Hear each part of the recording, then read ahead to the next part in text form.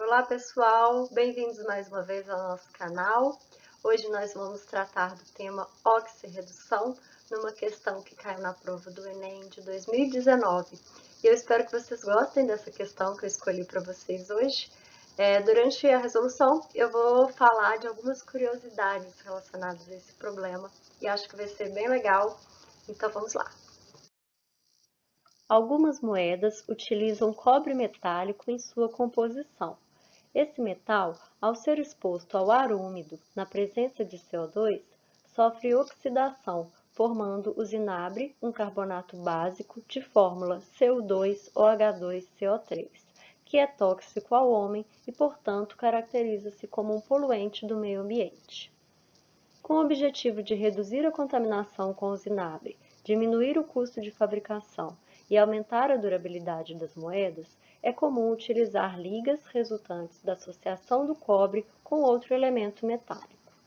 A propriedade que o metal associado ao cobre deve apresentar para impedir a formação de zinabre nas moedas é em relação ao cobre, e temos aí 5 alternativas. Vamos começar escrevendo aqui no quadro a reação que está descrita no problema. Nós temos o cobre metálico, que é da composição das moedas, que quando exposto ao ar úmido na presença de CO2, ou seja, quando temos oxigênio, água e gás carbônico, vai sofrer oxidação, formando esse produto de corrosão que o problema chama de zinabre.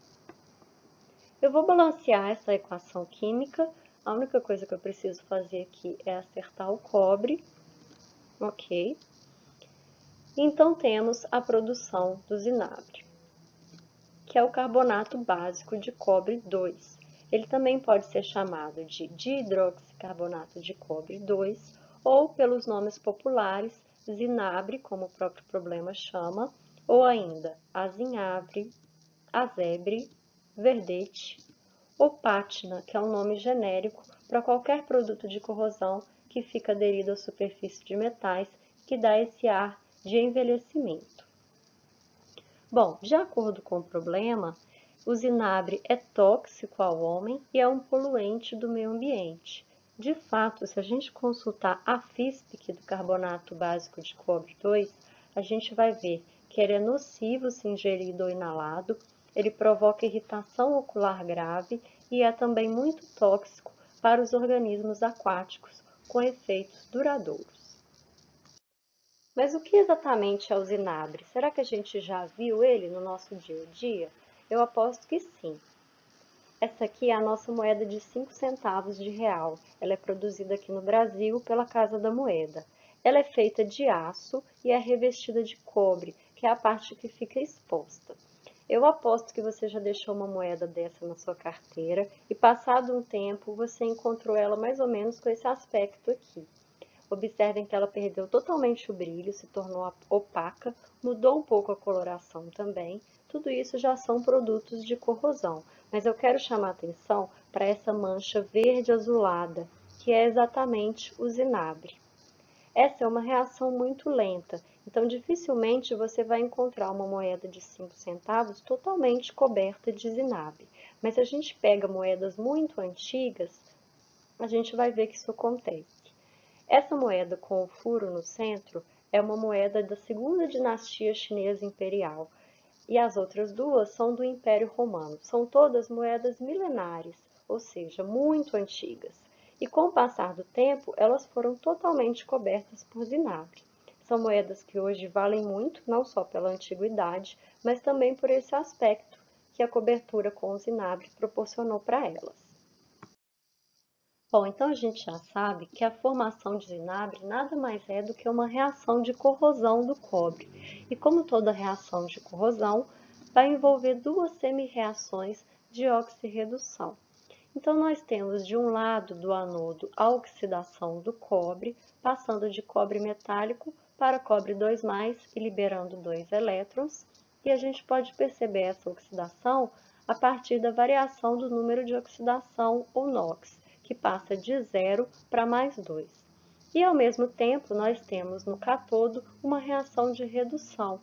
No caso, quem sofre a redução é o oxigênio, através da equação meio de O2 mais H2O, mais 2 elétrons, que foram os elétrons doados pelo cobre, resultando em 2OH-. E nós podemos também observar a variação de NOx aqui, que passou de 0 para -2, configurando uma reação de redução. Bom, se nós pegarmos uma tabela de potencial padrão de redução, podemos pegar os valores para essas duas semi-reações, que são, respectivamente, mais 0,34 volts e mais 0,40 volts, e podemos, a partir daí, calcular a força eletromotriz ou diferença de potencial dessa reação de oxirredução. A gente consegue calcular a partir do potencial padrão de redução do cátodo menos o potencial padrão de redução do anodo. Isso vai dar para a gente um resultado de mais 0,06 volts, que é um resultado bem baixo, mas ainda assim, por ser positivo, diz para a gente que essa é uma reação espontânea. Outro exemplo da formação espontânea do zinabre é o que aconteceu com a Estátua da Liberdade nos Estados Unidos. Pouca gente sabe, mas quando ela foi inaugurada, em 1886, ela tinha esse aspecto, afinal ela é toda recoberta com placas de cobre. Com o passar dos anos, ela adquiriu essa coloração esverdeada, o que eu particularmente acho até mais bonito. E não sou só eu, muitos arquitetos, artistas, decoradores utilizam reações químicas para favorecer a formação do zinabre, porque esteticamente eles acham que dá um efeito muito bonito. No entanto, a formação de zinabre é uma reação indesejada no caso das moedas. Como o próprio problema diz, no intuito de reduzir a contaminação com zinabre, diminuir o custo de fabricação e aumentar a durabilidade das moedas, uma solução seria utilizar ligas associando o cobre a um outro metal. Mas que metal seria isso? Será que pode ser qualquer metal? Para responder essa pergunta, eu também vou usar um exemplo, que são as moedas de euro. Quase todas as moedas de euro são feitas de ligas. Eu trouxe aqui alguns exemplos. A de 50 cents, por exemplo, ela é feita de latão aluminado ou ouro nórdico. É uma liga metálica que se parece muito com o ouro, por isso ganhou esse nome. Mas, na verdade, ela é feita de 89% de cobre, mais 5% de alumínio, 5% de zinco e 1% de estânio. Já as moedas de 1 e 2 euros são compostas por dois tipos diferentes de liga. No caso da de 1 euro, a coroa, que é essa parte externa, é feita de latão niquelado, que é uma liga composta de 75% de cobre, 20% de zinco e 5% de níquel, enquanto o núcleo é feito de níquel e revestido com uma liga de cuproníquel, 75% de cobre e 25% de níquel. A escolha daqueles metais para constituir a liga com o cobre não foi aleatória, tem um motivo para isso. Eu trouxe aqui uma tabela dos potenciais padrão de eletrodo. Então, para diferentes elementos químicos, nós temos as semi-reações de redução e aqui na direita nós temos, marcado em azul, a lista do potencial padrão de redução em volts. Ou seja, de cima para baixo, a gente tem um aumento da tendência de cada um desses elementos a ser reduzido ou sofrer redução. De forma similar, a gente pode observar aqui na esquerda, onde eu marquei de vermelho, uma lista dos potenciais de oxidação. Aqui a gente tem o comportamento contrário. De baixo para cima, a gente observa uma tendência a ser oxidado, ou seja, de sofrer oxidação. Então, por exemplo, se eu pego o lítio ele é o elemento que tem a menor tendência a ser reduzido e a maior tendência a ser oxidado. De forma análoga, eu posso pegar o flúor, que está lá no fim da tabela. Ele é o elemento que tem a maior tendência a ser reduzido e a menor tendência a sofrer oxidação. Então, daqui a gente tira a conclusão de que aqueles que têm o menor potencial de redução possuem o maior potencial de oxidação.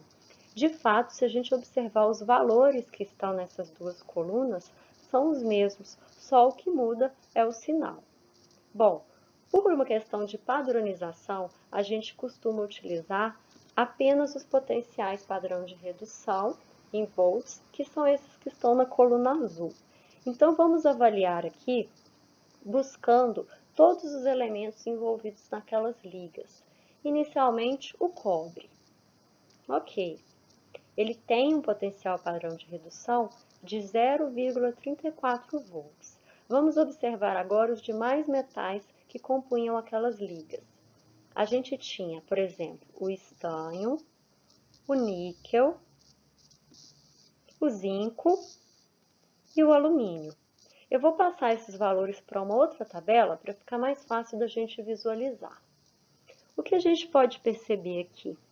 Que o cobre é o que tem o maior potencial padrão de redução.